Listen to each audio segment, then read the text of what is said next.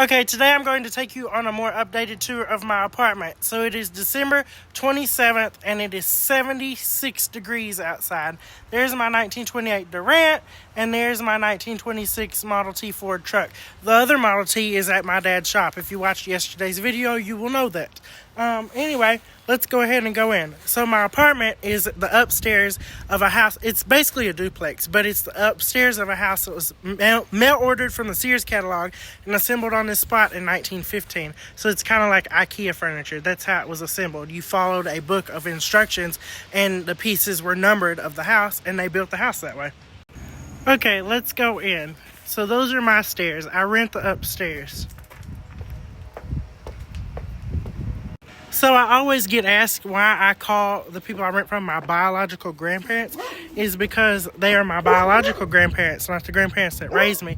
And my birth mom lives in the blue house back there, which you can't even see right now. Anyway, but that is not the mom that raised me. That's the mom I was born from because I was adopted. A lot of people ask me that, so I just wanted to clarify that. Anyway, let's go into my apartment. Okay, let's go on a tour of my apartment. So behind me is the parlor. Now let me explain all of the furniture in here. Okay, here we are. So this is my parlor. Most of my furniture, if not all of it, is pre-1930s in this apartment. That chair, I can tell you exactly where I got everything and how much it cost. So this light fixture right up here was given to me by my friend Randy in Louisiana. And when he gave it to me, it was only from there to this T part right there. Nothing below this bar right here. So I ordered these from eBay. I ordered the little chain links. I ordered these little hooks. I ordered these bell caps. I ordered these Thomas Houston bases that turn on and off each one of these, and I ordered these reverse painted 1920s frosted glass covers for these. They were painted from the inside, and the light shining through makes the design appear on the outside of the glass. Anyway, there that is. And the reason I use Thomas Houston light sockets is so that if I want to, which I got this key separate from this table and it works. If I want to, this drawer better open. If I want to, I can use these 1890s light bulbs with the Thomas Houston base.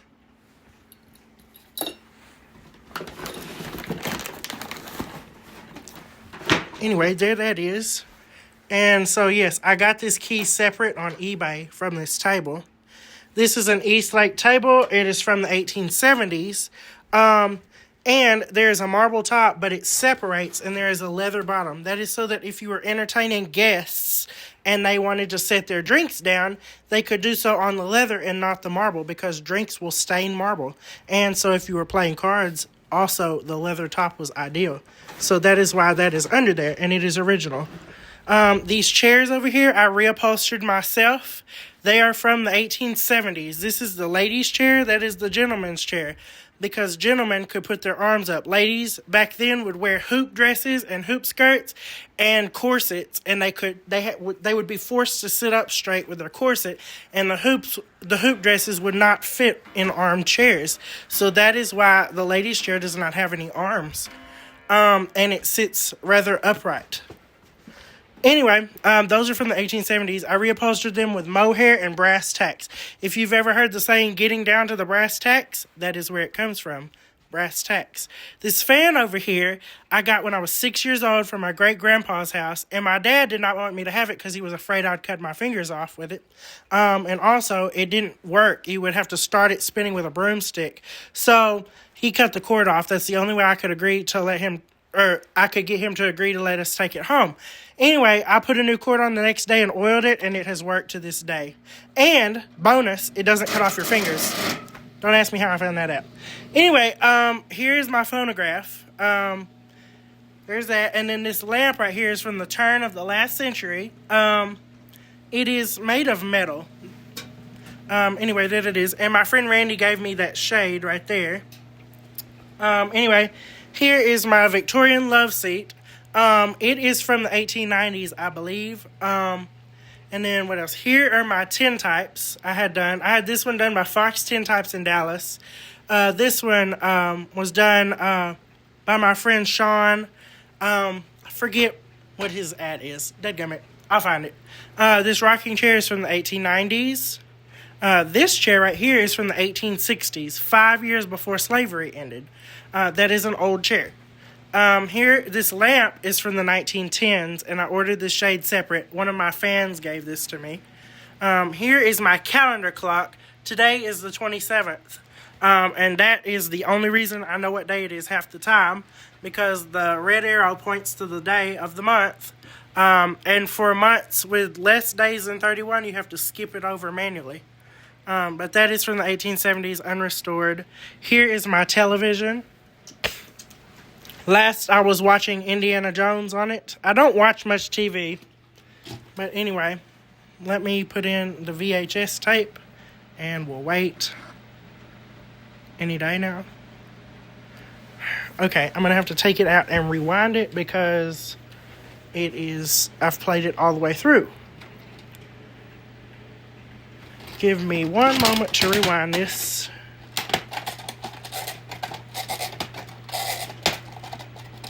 Okay, that should be good enough.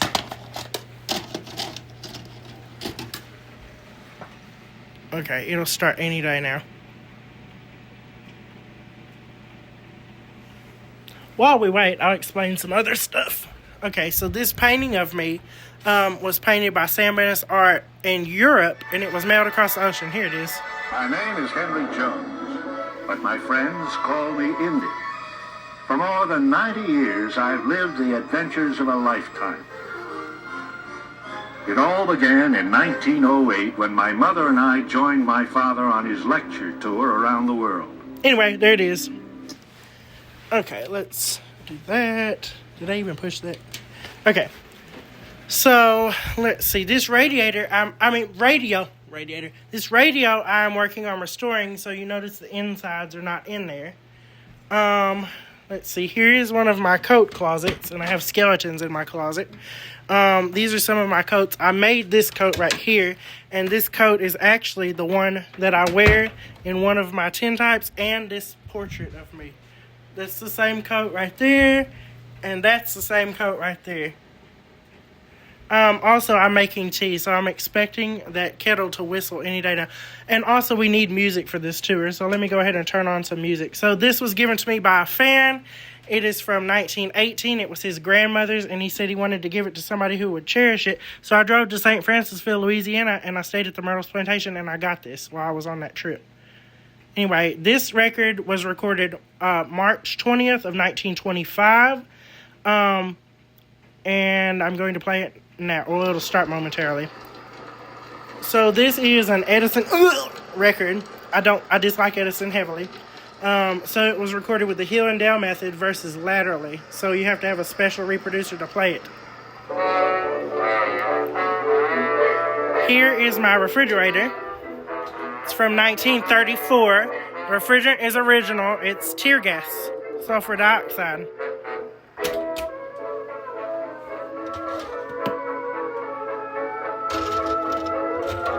Here's my ice trays.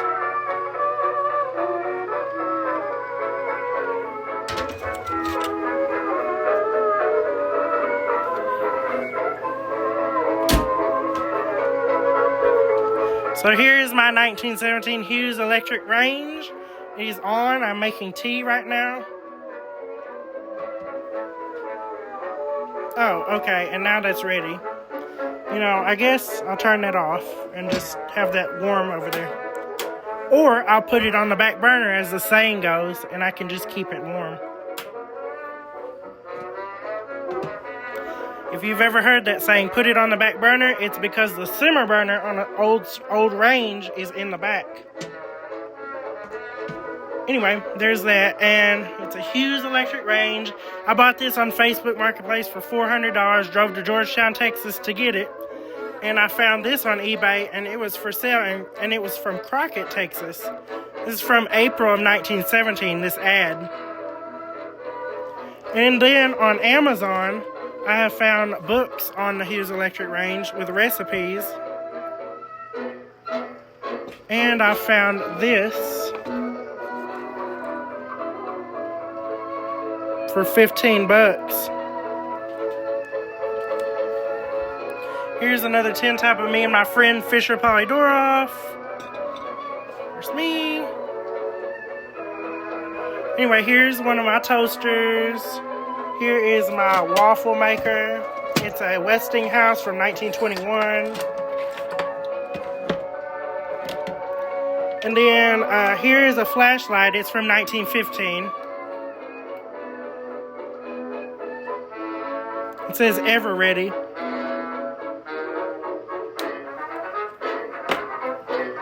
So here's my china.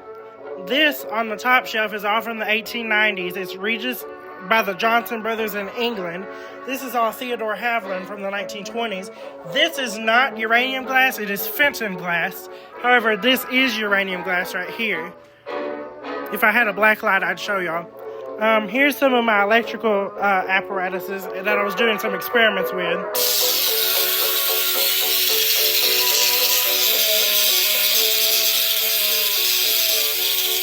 Anyway, there that is. Of course, I could light up a fluorescent wirelessly. I'll do that for y'all. Here's a fluorescent.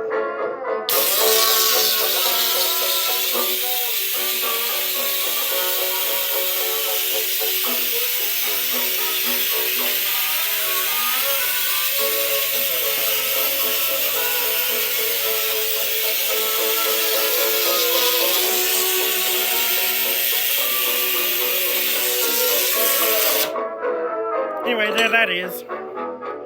Record's almost over. I have some connecting rods and piston rings on my table because tomorrow I plan to fix my Model T truck finally once and for all. Here's a photo album I bought at an antique store here in town locally, and I'm planning to make it my own. So anyway, there that is. Is this on? Let's turn that one more time. Okay, let's go into my bedroom. So here is my sewing machine. This dress was given to me by a fan. It was her grandmother's dress. This is a gossip chair from the 1920s. So back in the 20s, they'd sit there with their telephone there, and they'd put their phone book in there, and they'd sit there and gossip. This is my $18.99 Kimball pump organ. Here's a piece of sheet music advertising for the Durant. That song goes, I want to drive a Durant. I want to see if I can. And then these two pieces are from 1913. This one's from 1919, I believe. And this fan is from 1925. It's a General Electric. Let me turn it on. It sounds like a turbine. And it works wonderfully. So over here we have, this is like my guest nightstand or bed, whatever you call that. This is my guest bed. That's why I have two beds. This is equivalent to my guest bedroom. That is my bed. I sleep at the head of the house. Yes, that is a reproduction and a bell doll. But this is my guest nightstand basically. Here is an old-timey hair curler. This thing is plugged in. You just flip this switch and it'll turn on. You'll see it spark. Okay, it didn't spark, but I mean, it's plugged in. Let's see. Yeah, no, it didn't spark. Anyway, there's that. This is one of those things for finger waves like the flappers have. And then here is a pocket watch advertising for my Durant as well. It says Durant on it. Let me get it in the light. Or better yet, I'll turn on my flash. There it is. And it does work. It's from 1929. And then here is a hot comb right there. Here's a hairdryer.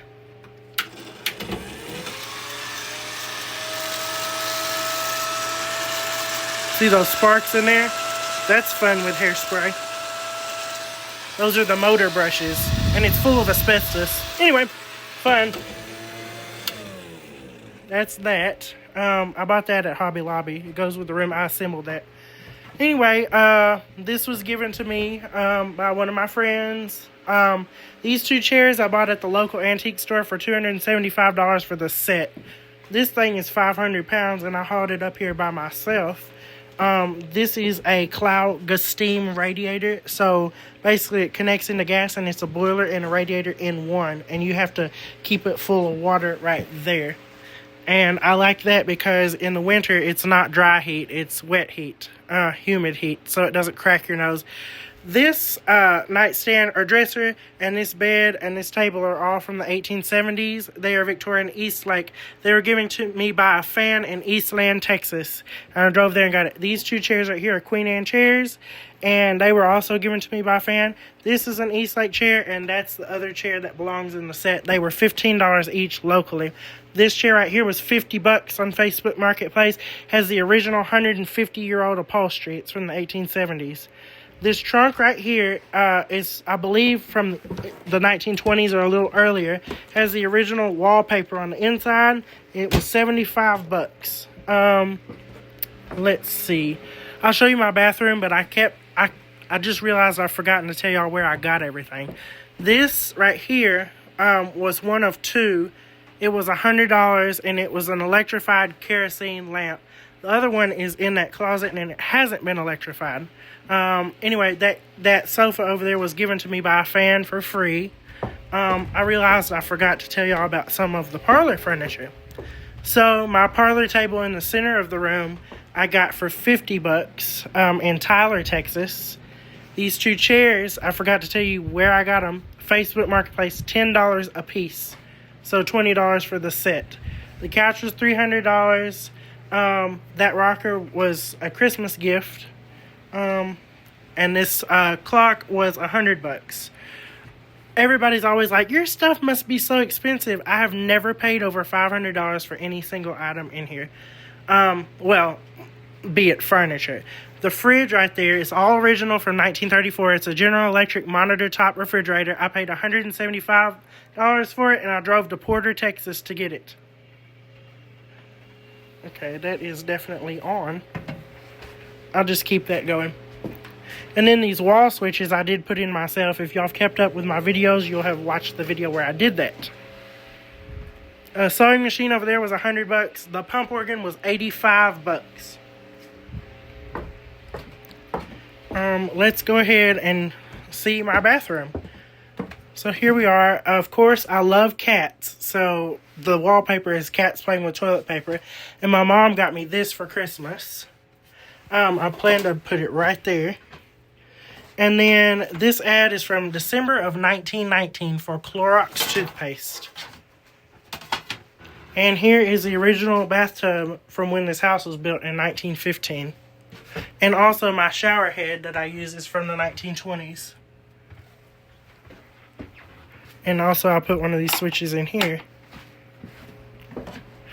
And let's see, did I miss anything?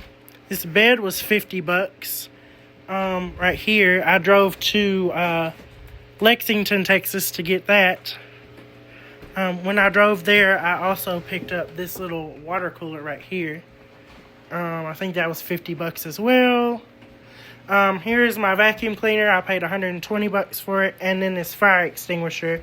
I don't remember how much I paid for that. I've had that forever. I don't even remember where I got it. And yeah, that's it. That radio was about $150. I gotta fix it. And that table over there was my grandma's dad's table. But yeah, that's it. Oh, and that light fixture came from my old treehouse, the haunted house. And this light fixture I bought on eBay. I think it was like $150, something like that. The wallpaper in here is actually fabric. I put it up because fabric is cheaper than wallpaper, and it's temporary because I rent this space, so I stapled it up to the shiplap. Originally in this house, when it was first built, they would have had cloth, this is original to the house, cloth tacked up to the shiplap, and then they paste their wallpaper over the cloth. And the reason they did that is so that when the house would settle, their wallpaper design would not crack. It was allowed to move with the fabric behind it. Here's one of my typewriters. This one's an Underwood number 3. It's from 24, I believe. And yeah, that will conclude the tour. I hope y'all enjoyed.